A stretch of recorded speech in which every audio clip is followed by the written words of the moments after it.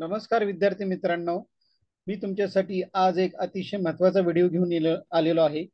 या व्हिडिओमध्ये आपण यावर्षी प्रथमच BCA, BBA आणि BMS किंवा BBAM अशी या कोर्सेसला वेगवेगळी नावं आहेत।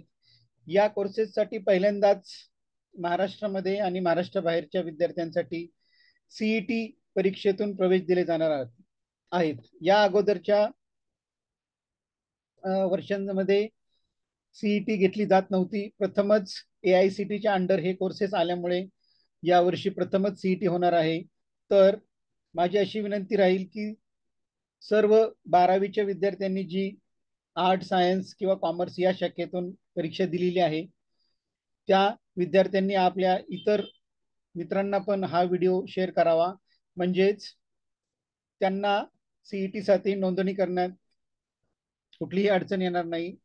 अतिशय महत्त्वाची अशी तारीख इथे मी तुम्हाला सांगणार आहे। 21 तारखेपासून नोंदणी सुरू झालेली, 21 मार्च पासून, आणि 11 एप्रिल ही त्याची शेवटची तारीख आहे।